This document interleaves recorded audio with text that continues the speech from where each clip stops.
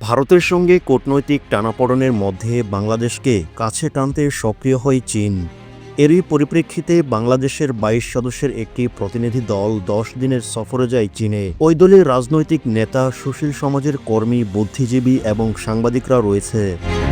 প্রতিনিধি দলের এক নেতা ব্রিটিশ সংবাদ মাধ্যম বিবিসিকে নিশ্চিত করেন, সফরকালে তারা চীনে সরকারি কর্মকর্তা এবং ক্ষমতাসীন কমিউনিস্ট পার্টির শীর্ষ নেতাদের সাথে বৈঠক করবেন।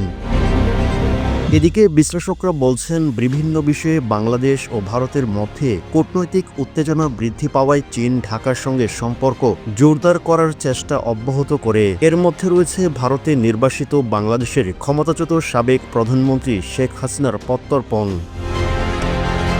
ঢাকা থেকে তাকে প্রত্যর্পণের অনুরোধ করে, কিন্তু দিল্লি তা প্রত্যাখ্যান করে। বেইজিংয়ে প্রতিনিধি দলের নেতৃত্বকারী বিএনপির জ্যেষ্ঠ নেতা আব্দুল মঈন খান বিবিসি বাংলাকে বলেছেন, এটি মূলত একটি সৌজন্যমূলক সফর, যা বেইজিংয়ের উদ্যোগে হয়। এবার বাংলাদেশের বিভিন্ন গোষ্ঠীর প্রতিনিধিত্বকারী দলকে আমন্ত্রণ জানায় চীন। প্রতিনিধি দলে বিএনপি ও তাদের মিত্রদের নেতা ছাড়াও ছাত্র আন্দোলনে বেশ কয়েকজন সদস্য রয়েছেন। আর এটি ছিল সাম্প্রতিক মাসগুলোতে দ্বিতীয়বারের মতো বিএনপি নেতাদের চীন সফর। শেখ হাসিনার ১৫ বছর শাসনামলে বাংলাদেশ ভারত বান্ধব নীতি অনুসরণ করলেও চীনের সঙ্গে সম্পর্ক বজায় রেখেছিল।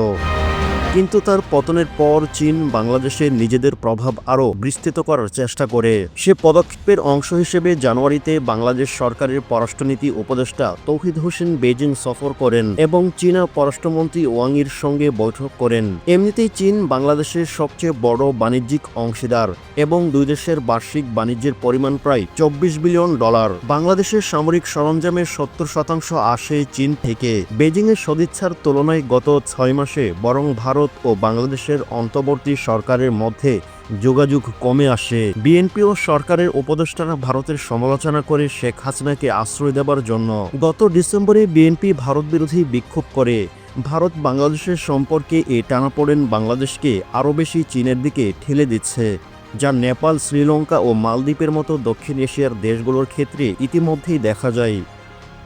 বেইজিং বিশ্ববিদ্যালয়ের সিনিয়র ফেলো চীনা বিশ্লেষক ছোবো বলেছেন, ভারত যদি মনে করে পুরো উপমহাদেশ তার একচ্ছত্র প্রভাবধীন, তবে সেটি ভারতের জন্য ক্ষতির কারণ হতে পারে।